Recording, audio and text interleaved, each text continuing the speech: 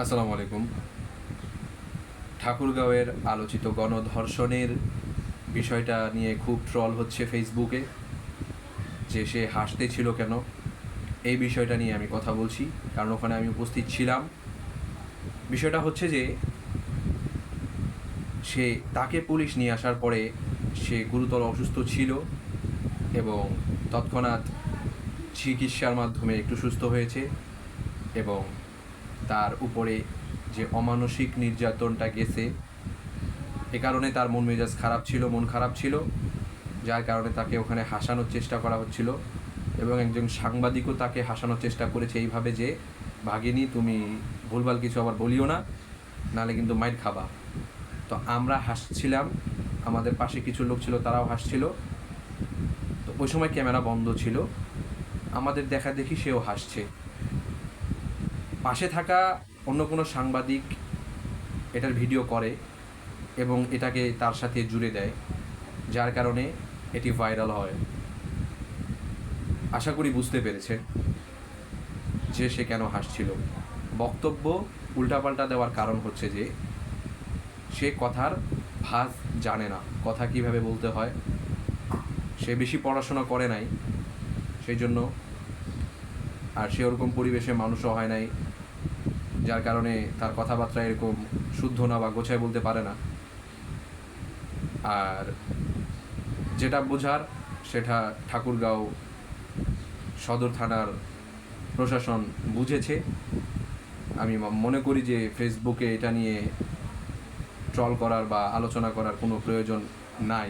তবে আরেকটা কথা বলে রাখা ভালো, যে আমার বিষয়ে কিছু ট্রোল হচ্ছে এবং তার বাবার বিষয়ে ট্রোল হচ্ছে যে আমি কেন বিচার চাইলাম, তার বাবা কেন চাইলো না। যে মানুষ কখনো ক্যামেরার সামনে কথা বলে নাই, সে তাকে কথা বলতে দিলে সে অনেক কিছু ভুলে যাবে, বলতে পারবে না। আর আমি ওখানে থাকাকালীন আমি বলেছিলাম আমার কথাগুলো মনোযোগ দিয়ে শুনবেন, আমি কোনো খারাপ কিছু বলি নাই, আশা করে মনোযোগ দিয়ে শুনে দেখবেন। আর যদি ওখানে এডিট হয়ে থাকে আমি আবার বলে দিচ্ছি, সে সন্ধ্যা 6টার দিকে তার বাবার কাছ থেকে টাকা নিয়ে জন্মদিন খাওয়ার জন্য, তার বান্ধবীর জন্মদিন খাওয়ার জন্য চলে গিয়েছিল। তার বাবাকে বলে গিয়েছিল যে আমি বান্ধবীর জন্মদিন খাইতে যাচ্ছি, তার বাবা টাকা দিয়েছিল। এবং তার বাবা বলেছিল যে রাত 9টার দিকে তার সাথে বাসায় যেতে হবে। ঠিক রাত 9টার দিকে তার বাবা তাকে ফোন দেয়, সে বলে যে আমার বান্ধবীর বার্থডে যে হচ্ছে, এটা আরও লেট আছে, কেক কাটা রাত হবে, আমি যাইতে পারবো না, আজকে বান্ধবীর বাসায় থাকি যাব। সে মাঝে মধ্যেই বান্ধবীদের বাসায় থাকতো।